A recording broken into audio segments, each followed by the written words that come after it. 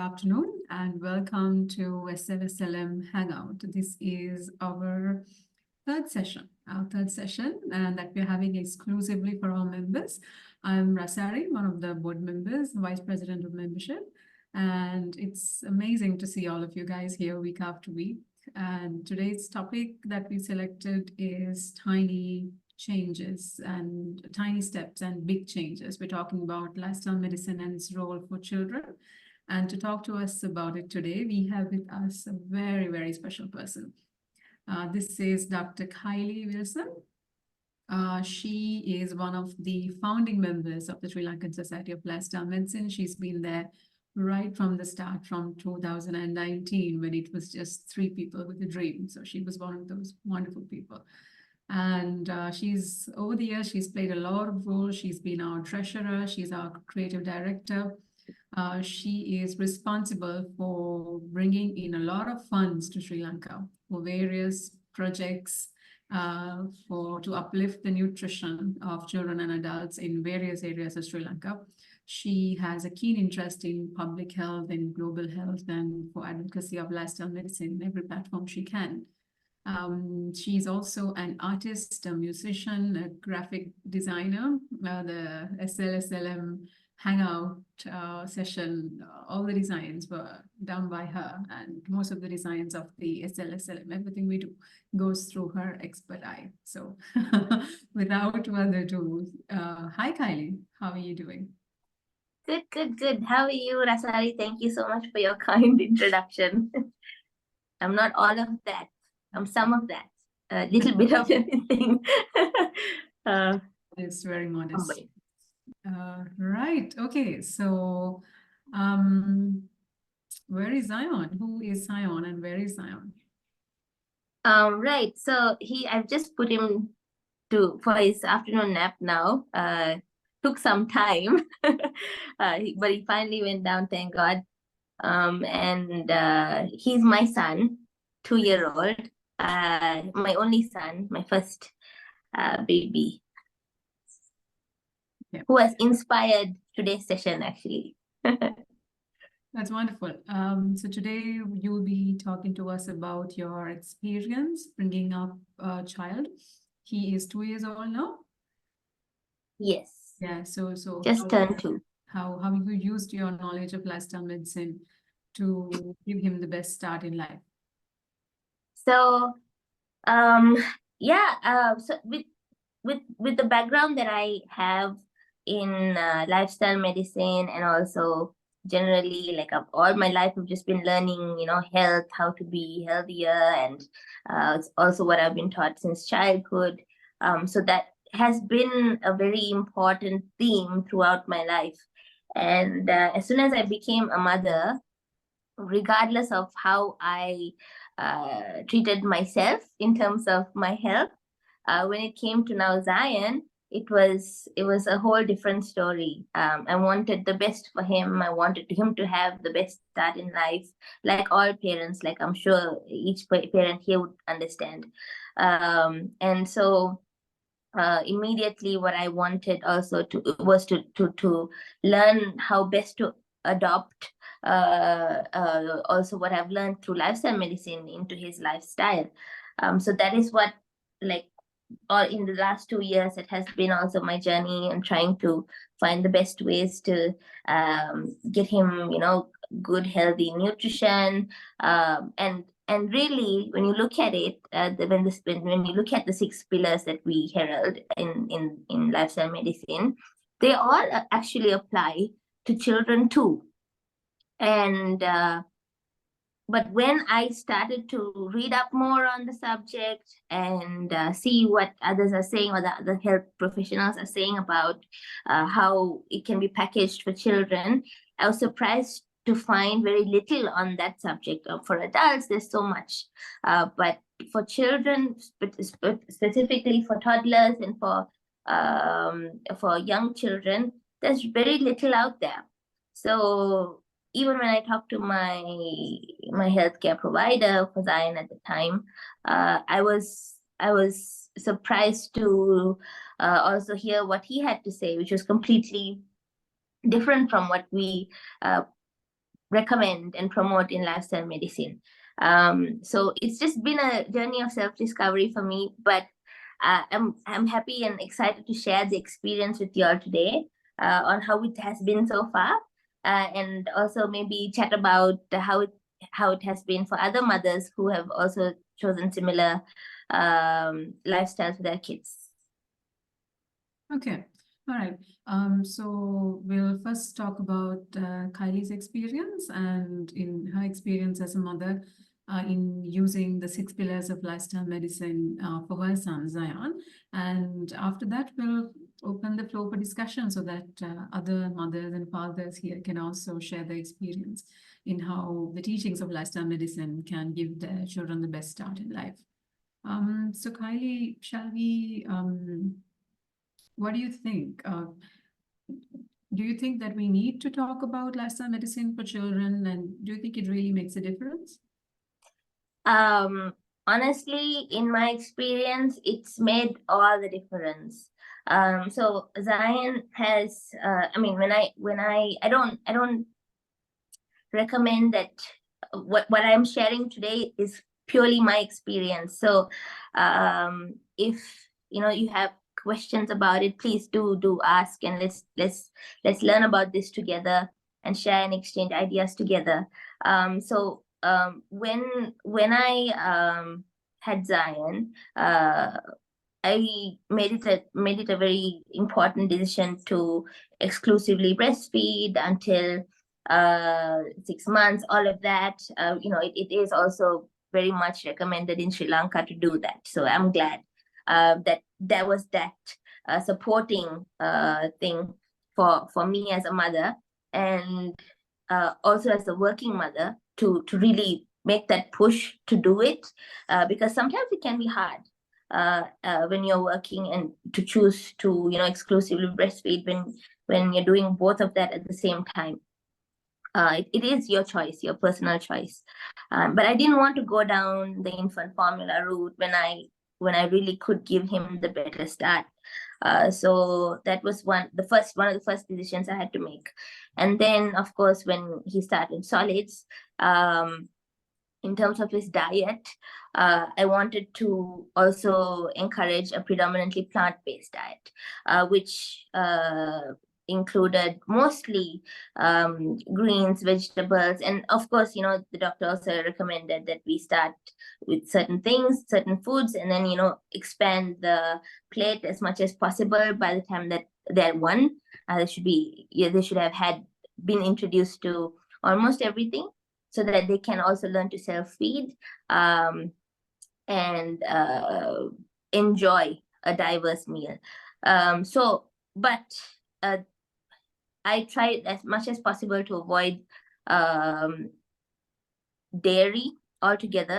I actually didn't introduce dairy to him until maybe 2 or 3 months ago, purely because I also don't want him to have allergies and all of that, but very little in moderation from time to time. And he's still not had any meat, just fish occasionally, and eggs maybe twice a week maximum. But mostly it has just been fruits, vegetables, lots of nuts, grains, and there's so much to give when it's a plant-based diet, in contrary to popular opinion. But so we've just been having fun with colors and identifying textures, and he's also really enjoys seeing that on his plate, and being able to feed himself now, which has been exciting because he's now 2 and is learning to self-feed. So in terms of nutrition, quality was very important to me, and that is what I wanted to prioritize when it came to his diet. As we all know, a plant, I mean, maybe we all are learning to know, plant-based diets very high in their quality and how they are packaged, as opposed to the alternatives that we have in the meat and all the animal products. And that was very important to me. I wanted him to have all of the micronutrients that he needs in abundance. And of course, being very of the things that he can be limited in having this diet. So that is why I also adopted a little bit of fish and eggs to compensate for some things that may be lacking in the plant-based diet. So if you have questions about that, we can talk about it in the question and answer session also, maybe. But that has been my experience. And I think the fact that he hasn't had a need to take any antibiotics up to now, I think maybe is also a really good sign that it's been very beneficial for him. He hasn't been hospitalized at all. If ever he does get sick, it's a mild fever for a day or maximum for 2 days, and then it goes. So really, it's as any medicine that I have given him, it's like, and if he has a cold, I just clear his nose with that. But that's all. So it's really been, I think, helping him in terms of being an immune boosting diet, very high quality diet. And I'm really happy about the choice that we made as a family for him. Okay. So what I'm hearing is, did you give him the rainbow with a lot of varieties? Yeah, it's been really interesting, very fun. For his breakfast, I just want to maybe share a little bit about what a normal day's meal looks like. Breakfast is his best meal. He gets at least 3 types of fruits in, with some oatmeal and chia seeds, and sometimes some dates or date syrup, and nuts. And all of that goes in, no complaints, because he was introduced to it also at a very young age, and I think that has to do with that. For his lunch, what we eat, like a normal rice and curry, 2 or 3 different varieties, and of course a green incorporated into it also. And now, like, when you make it into balls, he can eat it by himself.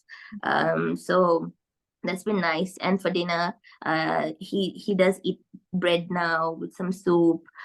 Sometimes he likes to have oatmeal again, and boiled vegetables, and of course plenty of snacks during the day, also with fruit smoothies, and it's just been easy in a way because you don't have to worry about like if he's gonna get sick because he's having too much yogurt or milk and all of these things. Sometimes when people come to visit us, they bring ice cream and yogurt because it's good for the child also to have some yogurt every day.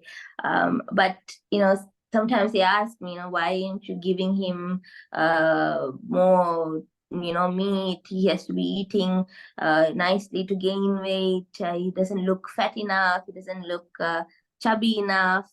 But all of that, I mean, it's really like when you know what's best for your child, and when you've seen the benefits of it, and if his weight is really within the normal amounts, he doesn't have to look really chubby or anything, it's fine, and you don't have to worry about what others have to say.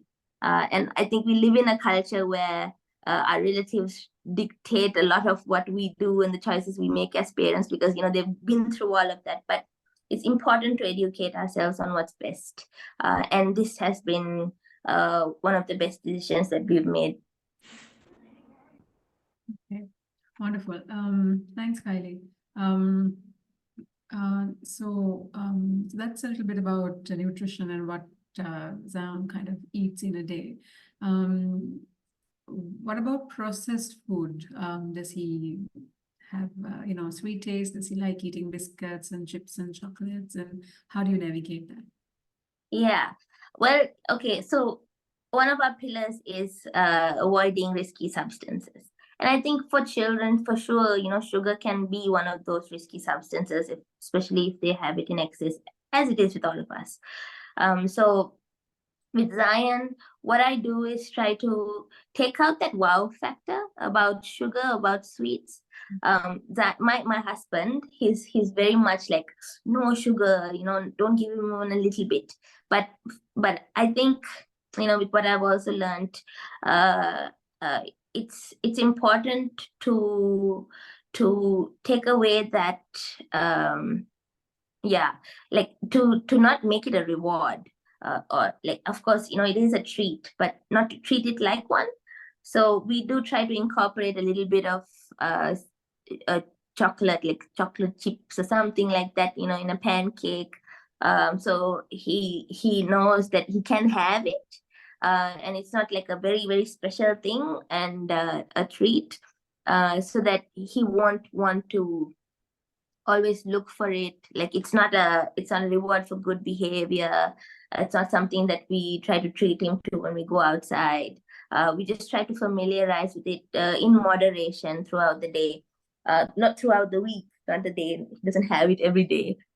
So maximum we try to just have it, like give him some maybe twice a week, or thrice a week at the most.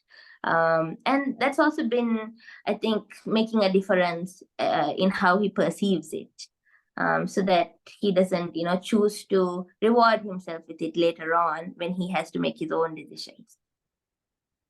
Right. Okay. Yeah. That's pretty interesting, because we, even for adults, we try to tell them that, uh, it's not helpful to look at food through a moral angle, like food is not good or food is not bad, like it doesn't have Yeah. moral value. Food is food.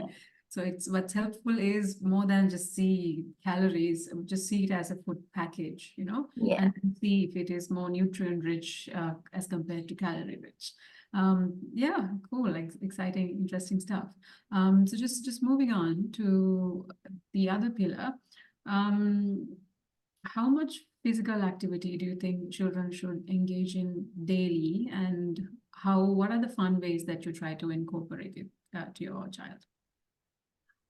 So for young children, for toddlers, I think it's important to keep them active throughout the day. Make sure they get enough time outside. Take them outside wherever it's safe, and make sure that you're there with them. But for sure, spending time outdoor, like I can't overemphasize how amazing it is for them, for their experience, as they learn to take in the environment around them, taking the world. They're still learning, they're just experiencing the world. So give them as much time as you can with them, so that they can really have that adventure outdoors. But I understand in urban settings that can be difficult to achieve. So making sure that you find accessible play areas that are safe uh, could be beneficial for you. And I think also with physical activity, one thing that I really want to mention is that in a world now where, in a post-COVID context, where we've kind of gotten used to isolating ourselves, and also especially spending time on our phones. It's become a very screen time prone world now. So especially for children, to avoid that altogether, it's really nice to go outside and as a family take a hike, go to the beach, and give them those experiences and memories. And I think they'll really treasure that when they are older. So for young children under 2 years, at least 2 hours of physical activity is recommended by the World Health Organization. And for 2 to 4 years, 4-year-olds, at least 60 minutes of moderate to vigorous exercise, physical activity is recommended. So 1 hour at least for younger children, which is kind of the scope of my thought today. Young children under 5. Okay, yeah. And I see where you're coming from. Like we encourage even adults to spend time in nature because now most likely the seventh pillar might come up as nature as medicine. So there are discussions going on about that because we know that Wow, yeah. nature is that much important. And of course, I think even looking back, even we remember the times when we were small and then our parents used to, take us out in nature to the beach. And even those are some of the memories we still have Yeah. time in nature and with all these wonderful positive connections with people that we love. So yeah, that's wonderful. And it takes me to my next question where you mentioned that it's a strategy sort of to limit the screen time. So what other strategies do you use when it comes to, limiting screen time, for example? Yeah. So, okay, maybe let's just get to screen time because that is a pretty vicious one that we all as parents in this generation need to deal with because it's a very easy solution for us. In my experience, I mean, I am a stay-at-home mom now because I decided to give Zion some good quality time sorry, my phone just flipped, with me, at least in during these young years of his life. So I do get bombarded with some work from time to time, and it's very, very easy for me to turn on a screen and keep him busy and engaged. But it's very important for us to be wary of the detrimental effects of screen time for such young children. Actually, the World Health Organization says 0 hours of screen time, minutes of screen time for children under the age of 2, and for 2-year-olds and above, just 30 minutes is recommended. So 30 minutes to 1 hour, no more than that. So it's there's a reason why they say that more excessive screen time can affect the child's brain development, speech, how they associate with their peers, with other family members, other humans, and it does very little to help them learn behavior, good behavior, because they just it's not quality time for them. That they are learning something, but they're not they learn best from you as a parent, as a caregiver. You're the best model for them to learn anything, really. They're just sponges of you. So speaking to them constantly is very important. Engaging them in song, in music time, super, super beneficial. I have dance parties with Zion every evening, and he loves it. He makes him so happy. He goes into his own zone and he's just enjoying the music, learning to appreciate the little complexities that come with music. And if you make it high quality music, even better. So things like that can really take them away from just zoning out into a screen, no matter what show it is, if it's Blippi or Auntie Rachel or all of these things that they love that are also good. They go as better screen time. So if ever you need to watch something, you can watch that. But limiting that as much as possible is really, really encouraged. I have friends with kids who have 3-year-olds that are still not able to, speak as well as Zion does.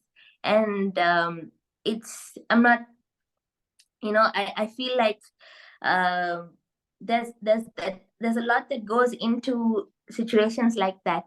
And we have to really be careful when it comes to giving children something that can really overstimulate them.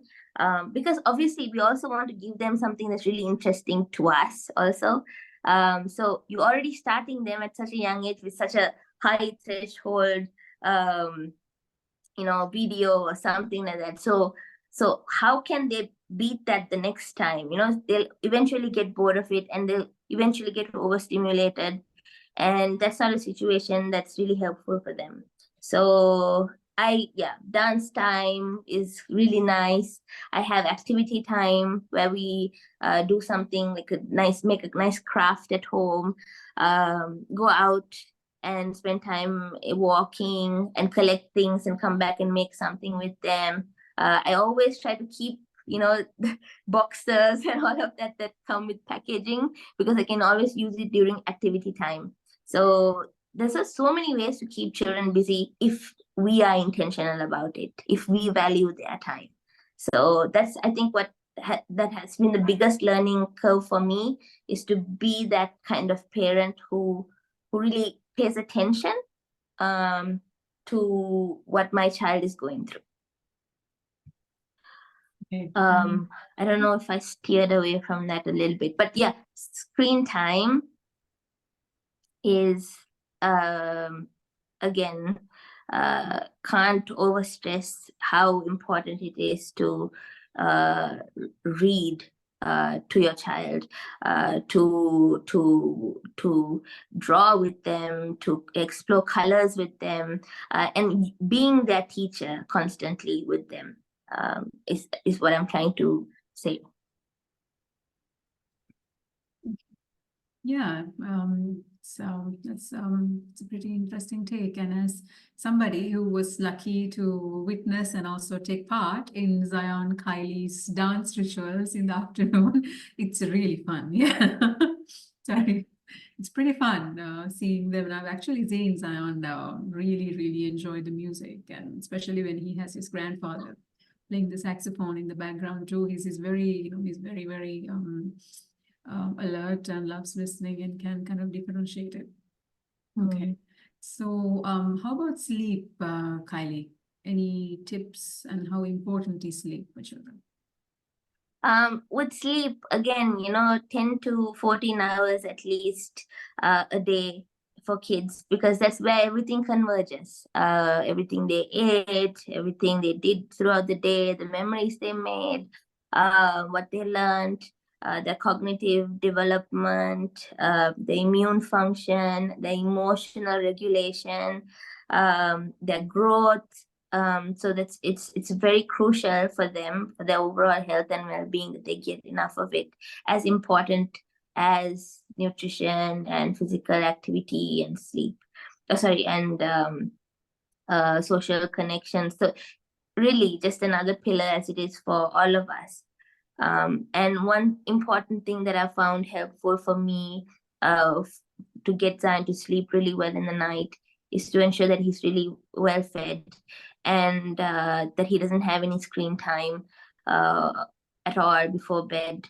And if he has had a nice and busy day going outside, playing, it just comes on its own. He can unwind, a warm shower, brushing his teeth, have that regular routine with him, with the child, and keep bedtime at a specific time for your child, so that it becomes a habit and they can eventually learn to sleep on their own, and you're not needed for them. What's not helpful is to feed them to sleep, and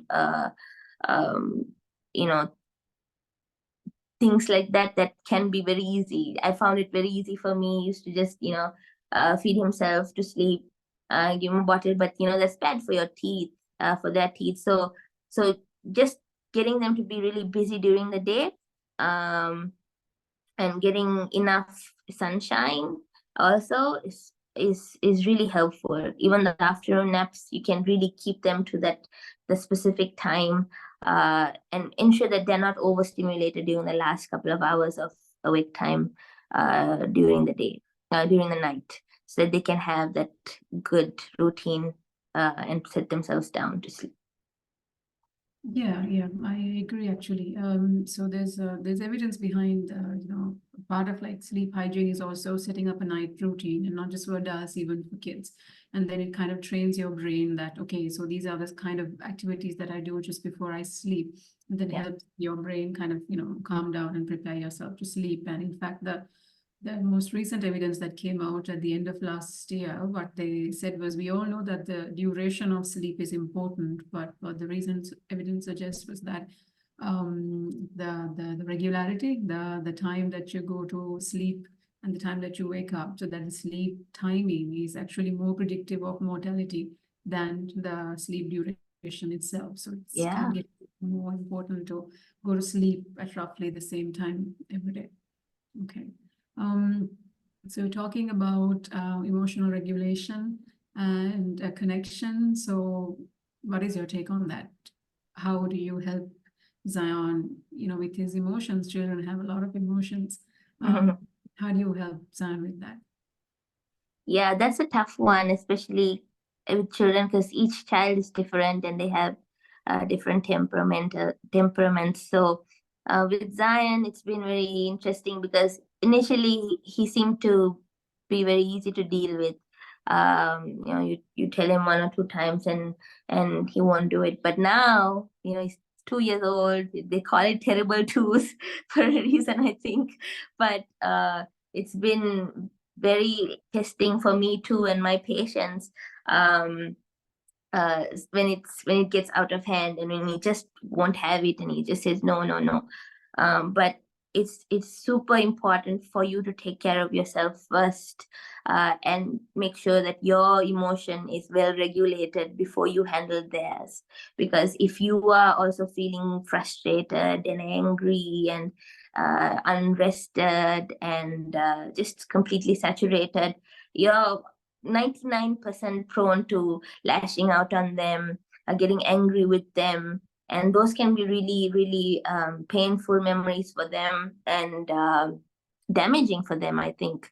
So as much as possible, I try to really put that, like, help myself remember that, especially when I'm not, at my best, because we all get tired, and especially when you're dealing with a tantrum or something like that, it's very easy for you to feel frustrated and lash out. It's happened to me many times. But what I've learned is that when you keep your calm and you're steady and you handle them in that calm manner, that outburst also eventually becomes less and less and less, because I've learned that so far my lesson has been that he is a mirror of me. So when I lash out, he also learns to lash out. When I say no, he also learns to say no. And don't do that. Language is very important.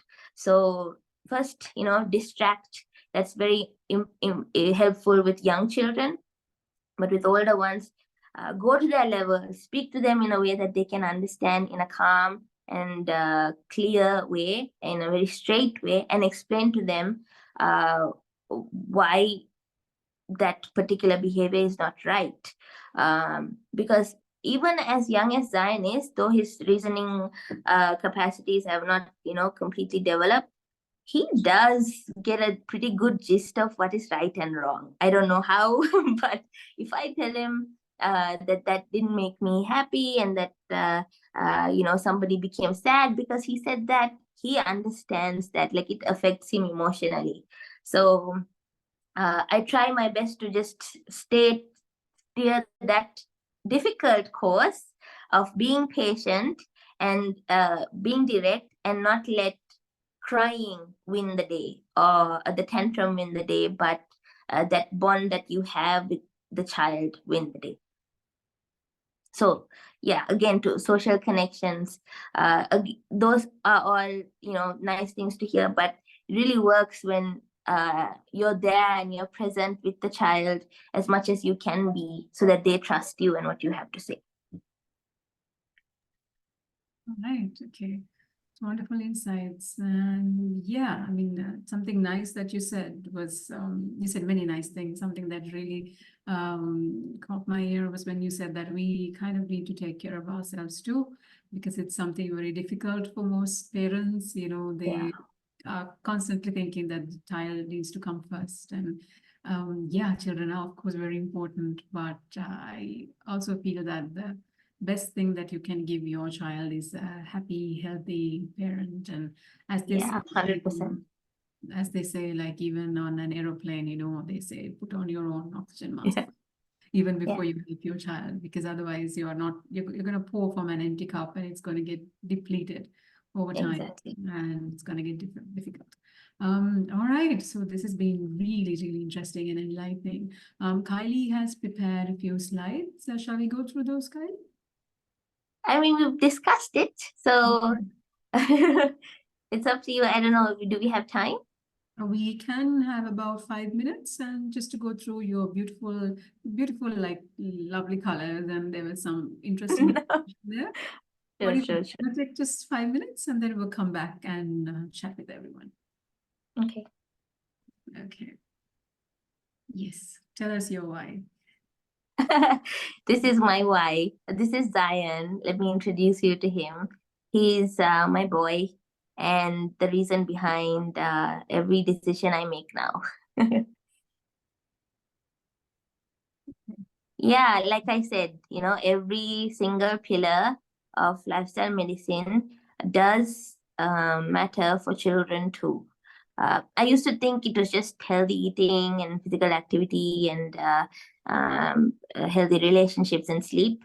But then, of course, managing stress and risky substances is also very much relevant in today's context, especially. So, again, going back to everything that we talked about, or maybe we can just go to the next slide. Yeah, the reason why I chose the plant-based diet or predominantly plant-based diet is because it's naturally higher in quality and in the underconsumed nutrients that an average diet that an omnivore would have is, and very much immune boosting. I've experienced it for myself, and it's finally my personal choice to have a better lifestyle in the home for us all, and to be a better example for Zion as he grows. Yeah, so these are a couple of things that I kept hearing when my relatives or friends, some of them asked me, why aren't you giving him formula? Why are you still breastfeeding? And one main thing was, kids need cow's milk for strong bones. But the alternative is that you find plenty of calcium for in plant-based food. We know that we learned that maybe in few chats to come. Aruni is also here, but it's the daily intake is really sufficient. You don't need to worry about that as much when you are having a plant-based diet for your child. Physical activity, sunshine, that's also equally as important for growth and for strong bones. And I think it's really just marketing also that has gone into this milk is good for bones thing, and makes many people not aware of the benefits of choosing a plant-based diet for their child. Another is that maybe we can go to the next slide, actually. The next. Yeah, so here you can see all the different sources of calcium that you can have in your plant-based food, and in the various proportions. Another marketing gimmick is that they'll tell you, oh, you need to eat like 5 cups of kale to get the equivalent of 1 cup of milk, but it's not about the convenience of having 1 cup of cow's milk or whatever, but it's the benefit you get from having a better packaged food that is higher in quality for your child than face the other detrimental effects of something that is not as high in quality like milk would be. So this is a choice that I made and I'm very happy with it. The next slide. Yeah, so about protein, your child is not getting enough protein, how is he going to grow? Plant-based food, very much rich in protein, very much high in protein in some aspects too. And I think when you really plan your meals intentionally for your child, if you have time and the convenience to do that, and of course you would, because you love your child, you can give them a very, very well packaged food in terms of nutrition with a plant-based diet. Next slide.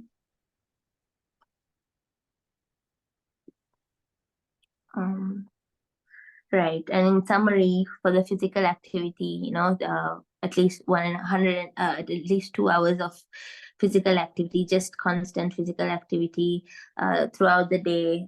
Keep moving. We're meant to move. We have been created with legs and hands, very mobile beings. So good to get the children out into outdoors, nature, spend time in nature. Can't emphasize that enough. And sleep, I think, is the next one.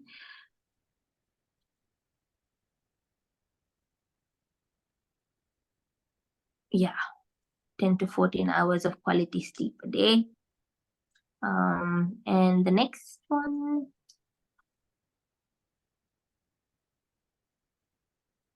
yeah, my two risky substances that I struggle with, sugar and screen time. Yeah, just take out the wow factor, everything in moderation. With screen time, honestly, the bad side of screen time is much more than the good things of screen time. So if you are going to give them something to watch, give them something that's really nice, like something educational, where the presenter on the other side of the screen is trying to converse with the child. So Rachel does that. There are a couple of others like her who have come up. So shows like that, I think, are better than just a very static, overstimulating video like Cocomelon. I think that's very, very overstimulating sometimes. So best avoid that with younger children. Yeah.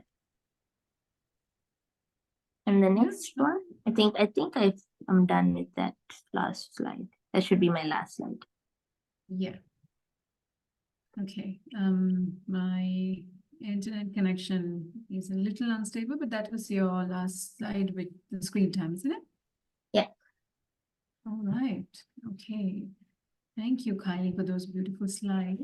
And yes, we'd like to open up the discussion. Any questions?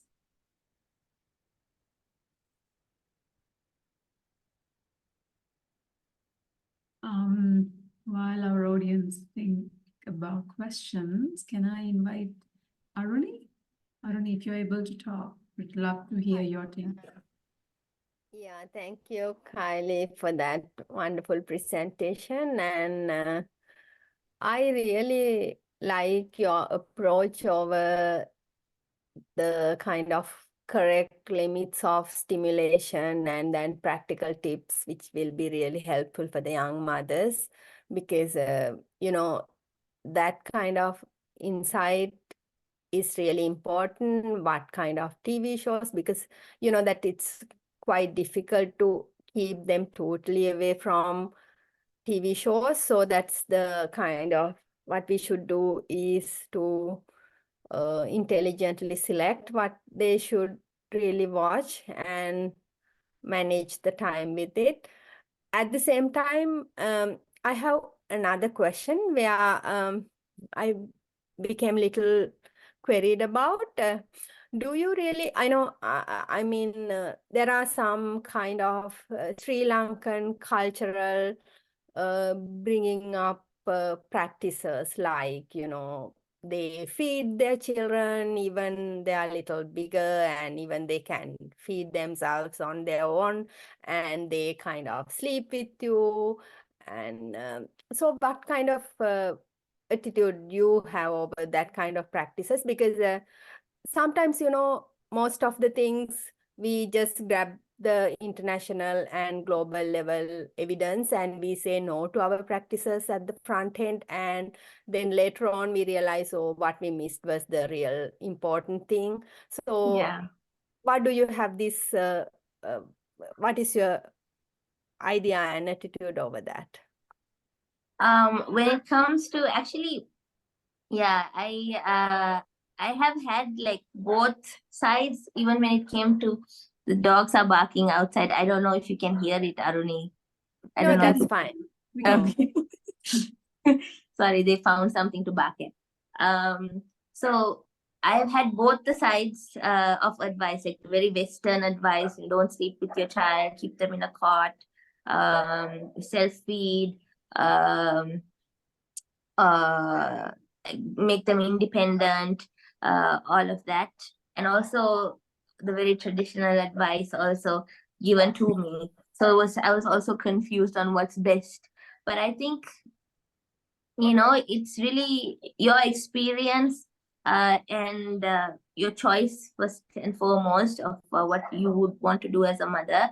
And I felt like isolating Zion at such a young age, I couldn't do it.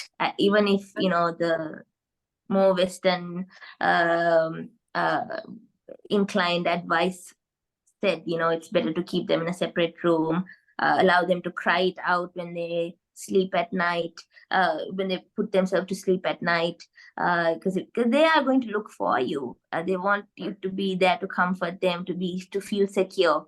And for me, taking that security away from Zion at such a young age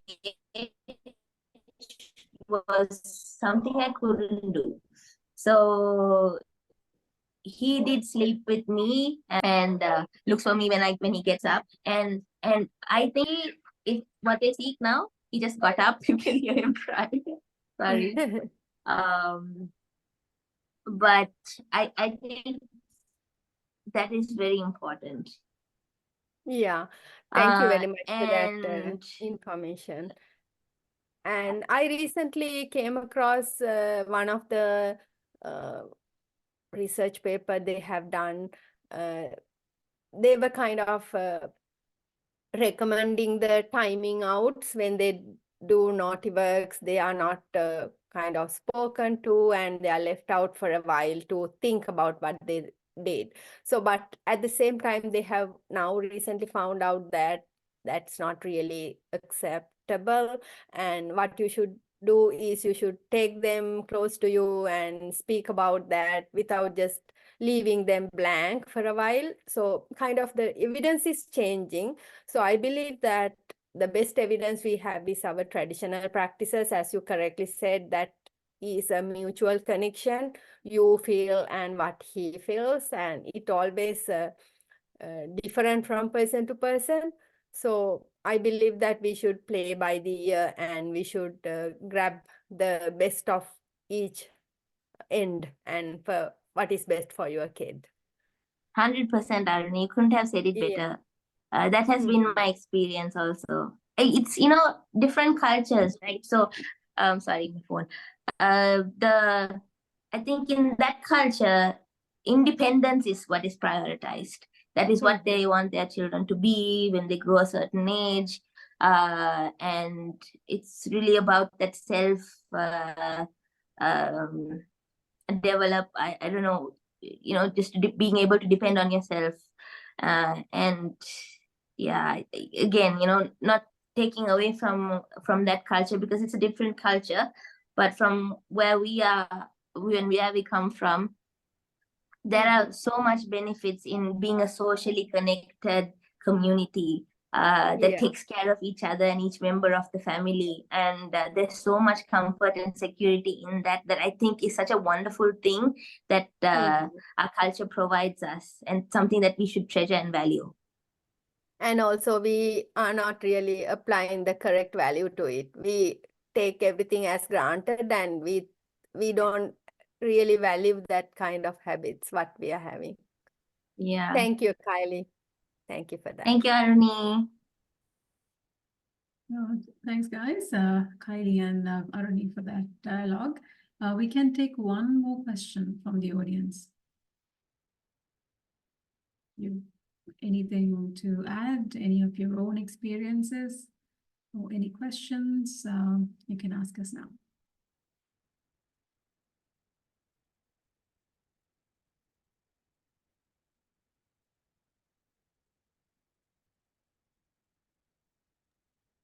Hi, Kyle. Thank you for your nice presentation, and thank you, Rasari, to you too also.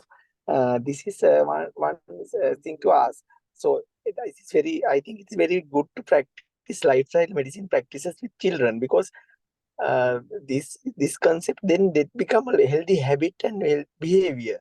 So in the future in life, they will automatically they will do these habits in their life. So it's a really good thing that you bring up that lifestyle medicine practices we can start from the childhood. It's really nice presentation, and it's a really nice concept. Thank you so much. Thank you. Thank you so much, Ravindra, for sharing your thoughts with us. Okay, so in that case, we can get ready to wrap up. Kasun, I'm wondering, will you be able to share a feedback form? Yeah, so Kasun has just shared a very, very simple feedback form in the group chat. It will not take even 5 minutes. It's just 3 questions. We invite you guys to just click on it and give us some feedback, because your feedback, this is something new that we are trying out at the SLSLM, and we would love to get to know what you think about it. Just 3 simple questions so that we can do better for you in future.